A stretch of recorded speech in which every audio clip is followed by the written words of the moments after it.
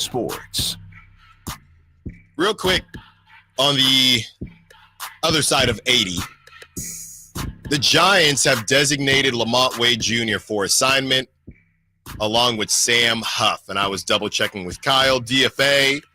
It always sounds really bad, but it essentially means they are going to allow another team to pick him up. If nobody picks him up, they can put him on the AAA squad, or they could just release him.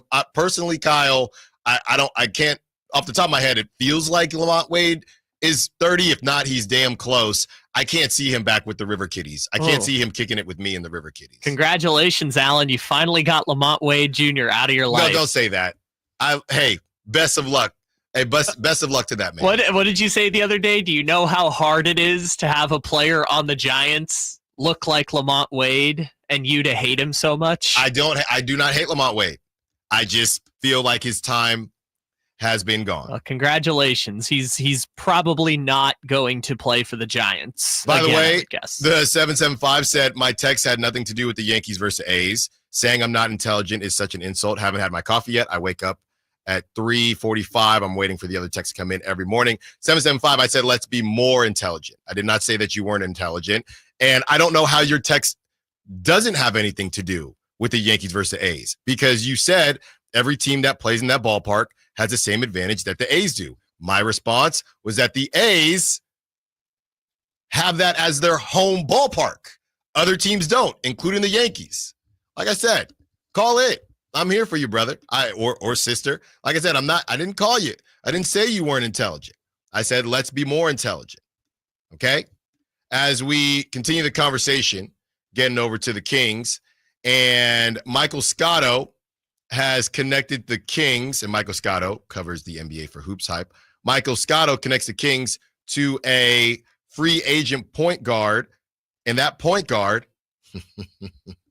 is Tyus Jones. Here it is. Sacramento is expected to explore the trade and free agent market for point guard help. League sources told Hoops Hype among several point guards on Sacramento's radar is unrestricted free agent Tyus Jones. Hoops Hype has learned. Over the past 2 seasons, the Wizards and Suns, predominantly as a starter in 124 of 147 games, Jones shot 46.8% from the field overall and 41.4% from beyond the arc, while averaging 6.2 assists and 1.1 turnovers per game. Here's my ultimate question with Tyus Jones, because what I've heard is in Phoenix, the issue with Tyus Jones was that the defense was just horrific. The defense was just terrible. So my question is, Tyus Jones, and I believe he is a shade under 30. He's 29 years old. Tyus Jones, my question would be, does it make sense to bring him in for a year versus Chris Paul? If you're trying to sign him to a couple years, I feel like I'm good with that. If this is just a Band-Aid, who's a better Band-Aid, Tyus Jones or Chris Paul? I feel like Tyus Jones is a better scorer, but you're not really bringing him on. You would obviously take the scoring, but you're more so bringing on a point guard to facilitate. So if it's just another 1-year thing, who's better? Here's an easier way to ask this. Who's better right now, Chris Paul or Tyus Jones? I think it's about a push, but I would rather Chris Paul join this team than Tyus Jones, only because, one, Chris Paul has more durability. Not a lot, but a little bit. And 2, Chris Paul's a future Hall of Famer, and there are certain level of intangibles that you could gain potentially from having a future Hall of Famer like Chris Paul, who at this stage of his career understands the role he's playing on the teams that he's going to. I think there's more you could gain from that than adding a Tyus Jones. And I've agreed with you all the way through. If you're going to go this route, which is a traditional ball handling point guard who doesn't play defense and is going to play 20 minutes, maybe start but not close, I think you're better off going the Chris Paul route than the Tyus Jones route. But maybe both of those aren't on the table. Maybe Chris Paul is going to sign somewhere else or retire. So to me, again, there is a line between what exactly the Kings would want out of this and what exactly the other player would want out of this. I don't know. We talk about the ring chasers. Wouldn't we say Chris Paul is more in his ring chaser phase? I think the question is, out of the ring chasers, or the ring chasing teams, who would need a Chris Paul? Because what I'm saying is, Tyus Jones might be more interested in the Kings than Chris Paul, because Chris Paul is more of a DeMar DeRozan type. I'm trying to play high level basketball. He just wasted a year, and I don't think it did exactly what he thought it would do. I think Chris Paul maybe felt like, oh, okay, let me do what I did with the Thunder. Maybe we'll sneak into the play-in, and then after that, a better team will come and get me. That didn't happen for him, but I still think that he would rather that than go to Sacramento. And if you're Tyus Jones, to your point, you could look at it and say, hey, well, I could have an opportunity to kind of refresh my career a la a Malik Monk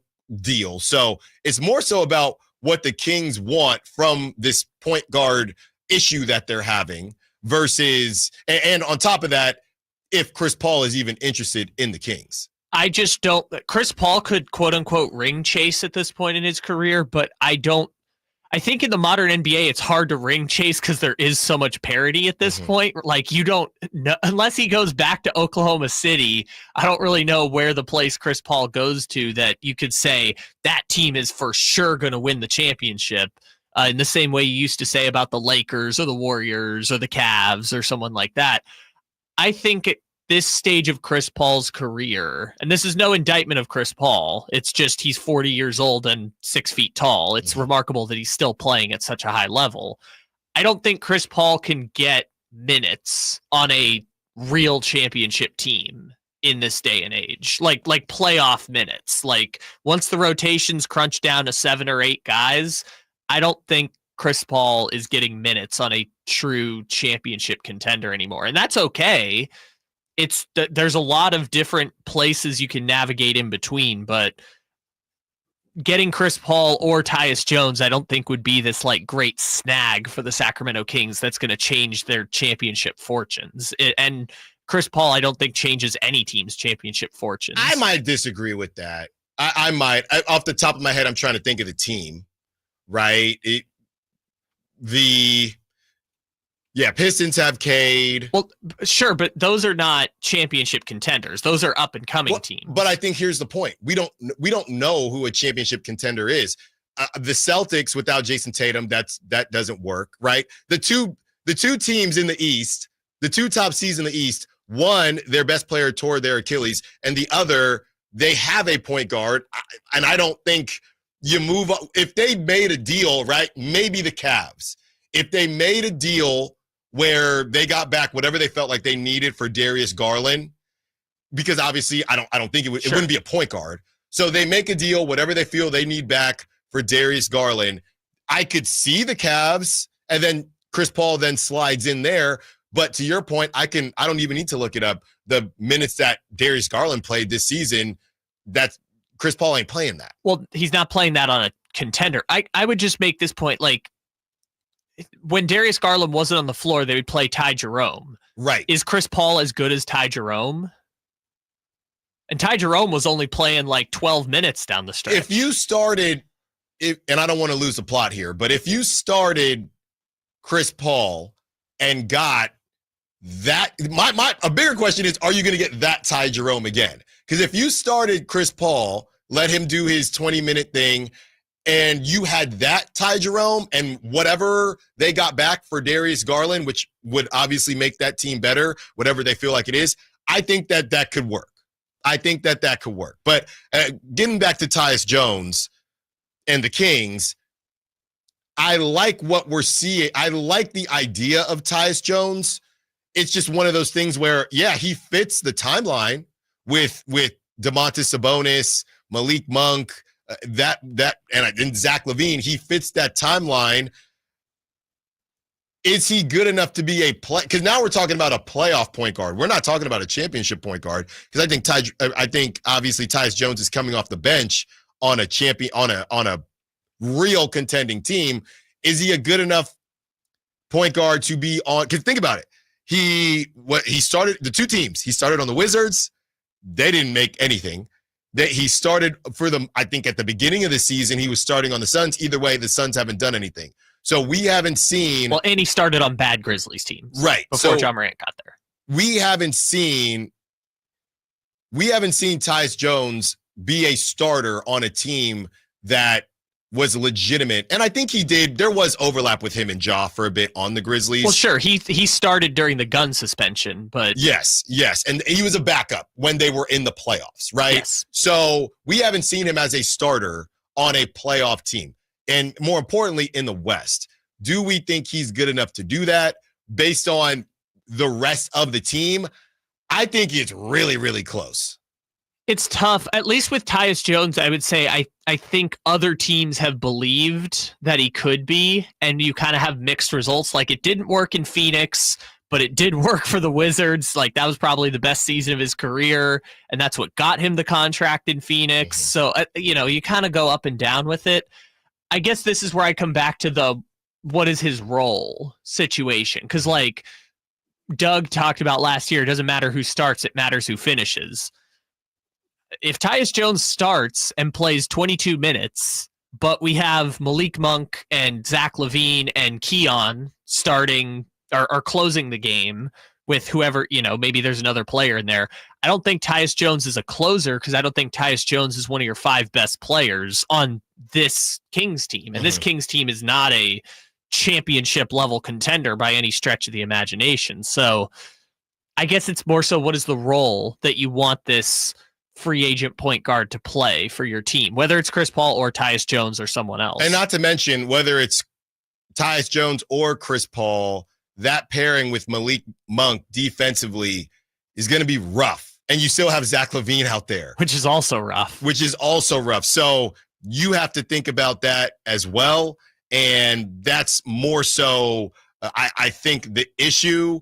If Tyus Jones is going to be there, I think the bigger question is, one, what's the timeline look like? And 2, what are they thinking as far as the defensive schemes? Because Scott Perry has said the same things as Doug Christie, and that feels like a headache when it comes to their defensive rotations. I guess I'm a little bit more okay with it from Tyus Jones or a point guard standpoint, because if you're looking for a 6 foot or 6'1" point guard that is playing elite level defense in the NBA, you're going to be looking for a long time. I think the broader problem is that the Kings have wings that don't play defense. On the other side, Brett Siegel breaks down the future of Domantas Sabonis as well as DeMar DeRozan. Allen Stiles, Sactown Sports. This is the story of the one. As a lineman, he does whatever it takes to keep the power on